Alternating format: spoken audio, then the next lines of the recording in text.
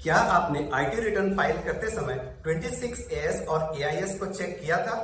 अगर आपने चेक नहीं किया तो शायद आप बहुत बड़ी गलती कर रहे हैं, क्योंकि अगर एआईएस के इंफॉर्मेशन से आपके रिटर्न फाइल का इंफॉर्मेशन अगर मैच नहीं करता है तो शायद आपको इनकम टैक्स डिपार्टमेंट का नोटिस भी आ सकता है। Welcome to Think Asset. Think Asset में हम फाइनेंस रिलेटेड इसी तरह के इंफॉर्मेटिव वीडियोस बनाते हैं। क्या आपने फिक्स डिपॉजिट किया हुआ है और उसका इंटरेस्ट भी आपको प्राप्त हुआ है, या फिर आपको सेविंग बैंक अकाउंट से भी इंटरेस्ट मिला हुआ है, या फिर आपने म्यूचुअल फंड में इन्वेस्ट किया है, या फिर आपने कुछ एडवांस टैक्स भी डिपॉजिट किए हैं, तो ये सारी इंफॉर्मेशन भी आपको इनकम टैक्स रिटर्न फाइल करते समय भरनी पड़ती है। लेकिन ये सारी इंफॉर्मेशन आपको मिलेगी कहां से? आज हम इसी पर बात करेंगे और मैं आपको यह करके भी दिखाऊंगा कि रिटर्न फाइल करते समय इस साल आपको एआईएस के इंफॉर्मेशन कहां से मिलेंगे और उस इंफॉर्मेशन को आप रिटर्न फाइल में कहां पर ऐड कर सकते हैं। सबसे पहले बात करते हैं फॉर्म 26AS की। फॉर्म 26AS में पिछले फाइनेंशियल ईयर में आपने जो भी डिफरेंट टाइप्स के टैक्स पेमेंट किए हैं या tax collection at source, tax deduction at source, जो भी आपका टैक्स डिडक्ट हुआ है वो सारा इंफॉर्मेशन 26AS में रहता है। जैसे TDS, bank deduction on interest income, जो भी आपको फिक्स डिपॉजिट या किसी भी तरह का इंटरेस्ट आपको मिला है उससे जो भी बैंक ने आपका टीडीएस डिडक्ट किया है वो सारा इंफॉर्मेशन। अगर आपने कोई फॉरेन एक्सचेंज किया हुआ है जिसके लिए आपका टीडीएस डिडक्ट हुआ है तो वो इंफॉर्मेशन भी आपके 26AS में रहता है। या फिर आपने कोई प्रॉपर्टी ट्रांजेक्शन्स किए हैं जिसके लिए भी आपका टीडीएस डिडक्ट हुआ है तो वो इंफॉर्मेशन भी 26AS में आपको मिल जाएगा। या आपने एडवांस टैक्स पेमेंट्स किया हुआ है या आपने सेल्फ असेसमेंट करके टैक्स पेमेंट किया हुआ है तो ये सारे डिटेल्स आपको 26AS में मिलते हैं। बेसिकली 26AS वो फॉर्म है जिसमें आपका किसी भी तरह का टैक्स पेमेंट अगर हुआ है पहले तो वो सारे टैक्स का इंफॉर्मेशन 26AS फॉर्म में आपको मिल जाता है। आइए मैं अब आपको दिखाता हूं कि आप फॉर्म 26AS को कहां से डाउनलोड कर सकते हैं। सबसे पहले हम इनकम टैक्स ऑफ इंडिया के वेबसाइट पर लॉगिन करेंगे। आप अपना यूजर आईडी, पैन, आधार कोई भी यूज करके आप लॉगिन कर सकते हैं। कंटिन्यू। यहाँ ई फाइल के अंदर आपको इनकम टैक्स रिटर्न का ऑप्शन मिलेगा। उसको जब आप देखेंगे तो यहाँ व्यू फॉर्म 26AS का ऑप्शन आपको दिख जाएगा। यहाँ कंफर्म करते ही आपको दूसरे पेज पर रिडायरेक्ट कर देगा। वहाँ प्रोसीड पर क्लिक करेंगे। नीचे आपको एक ऑप्शन दिख जाएगा कि व्यू टैक्स क्रेडिट और form 26AS annual tax statement का, वहाँ क्लिक करते हैं। यहाँ आपको असेसमेंट ईयर सेलेक्ट करने को बोला जाता है। असेसमेंट ईयर यानी करंट ईयर, जिस साल आप आईटी रिटर्न फाइल कर रहे हैं। आप फाइनेंशियल ईयर पिछले साल का होता है, असेसमेंट ईयर करंट ईयर होता है। आप व्यू एज डाउनलोड भी कर सकते हैं HTML, या आप व्यू एज PDF भी कर सकते हैं। मैंने यहाँ PDF डाउनलोड कर लिया। यहाँ आप देखेंगे कि आपको जो भी आपका टैक्स डिडक्ट हुआ है, TDS डिपॉजिट हुआ है, किस डेट को डिपॉजिट हुआ, कितना टैक्स क्रेडिट हुआ, कितना डेबिट हुआ, ये सारा इन्फॉर्मेशन आपको 26AS में मिल जाता है। अब देखते हैं AIS और एनुअल इन्फॉर्मेशन स्टेटमेंट। यह एक्सटेंशन ऑफ 26AS ही है, यानी 26AS में जो भी इंफॉर्मेशन है, यानी जो भी आपका TDS रिलेटेड या जो भी एडवांस टैक्स पेमेंट डिपॉजिट हुआ था उसका एक्सटेंशन है AIS यानी annual information statement. Annual information statement में आपको 26AS के सारे इंफॉर्मेशन मिल जाएंगे। अलॉन्ग विद दैट उसके साथ साथ आपको कैपिटल गेन ट्रांजैक्शंस, यानी आपने जो भी शेयर में इन्वेस्ट किया है या म्यूचुअल फंड में इन्वेस्ट किया है उससे अगर आपको कोई कैपिटल गेन हुआ है, यानी आपने म्यूचुअल फंड को अगर रिडीम किया है, कोई शेयर सेल किया है, तो वो सारे जो भी आपके प्रॉफिट हैं उसका ट्रांजैक्शन स्टेटमेंट आपको यहाँ मिल जाएगा। या फिर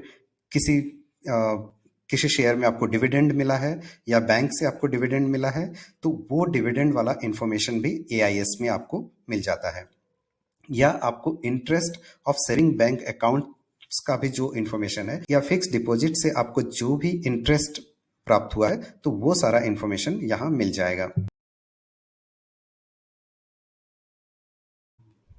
आइए मैं अब आपको बताता हूं कि आप AIS का इन्फॉर्मेशन कहाँ चेक कर सकते हैं। इनकम टैक्स ऑफ इंडिया के वेबसाइट पर लॉगिन करते ही ऊपर ही आपको AIS का ऑप्शन दिख जाएगा।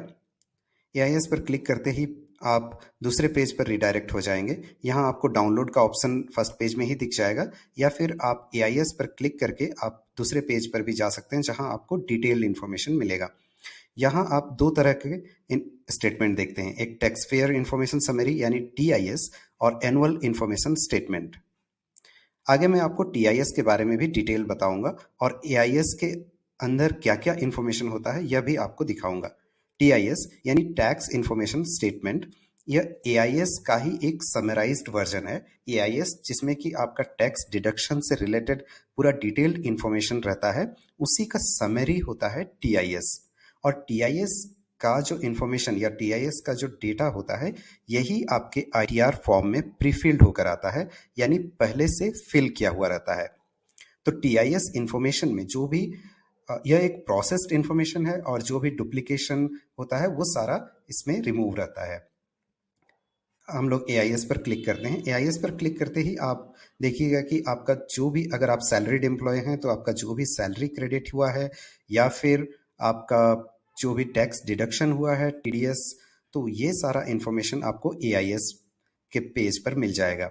इसके अलावा आपका SFT में आप डिटेल इन्फॉर्मेशन देख सकते हैं, specialised financial transactions.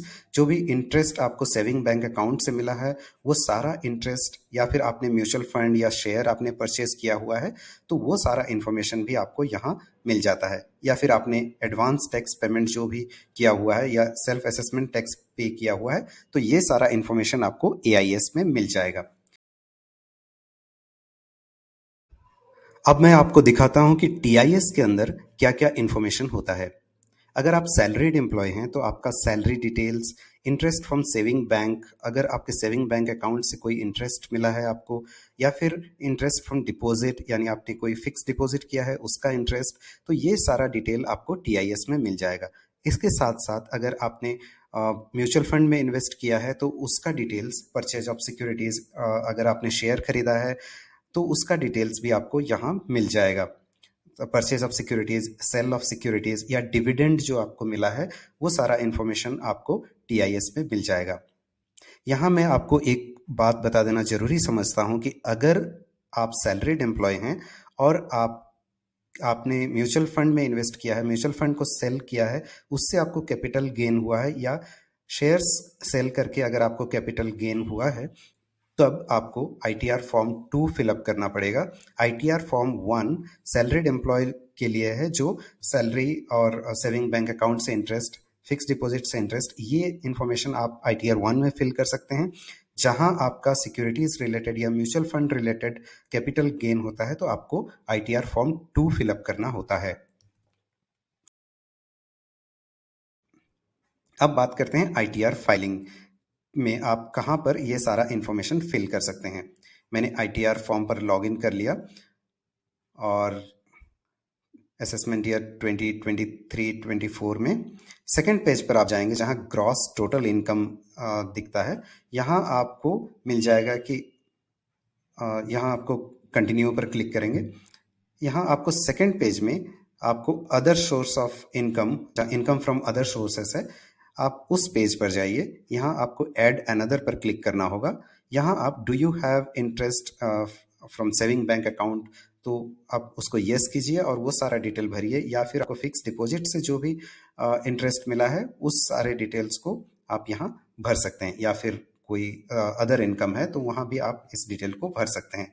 Purchase of securities आपको भरने की जरूरत नहीं है। अगर आपने सेल किया है म्यूचुअल फंड या सिक्योरिटीज तभी आपको यहाँ पर भरना चाहिए। अब परचेज का इंफॉर्मेशन यहाँ आपको भरने की जरूरत नहीं है। आई होप कि आज आपको 26AS और AIS से रिलेटेड बहुत सारी इंफॉर्मेशन मिल गई होगी। अगर आपको मेरा वीडियो अच्छा लगा तो आप इसे लाइक और सब्सक्राइब जरूर कीजिए और थिंक एसेट को देखते रहिए इसी तरह के इंफॉर्मेटिव वीडियोस के लिए। Thanks for watching think asset.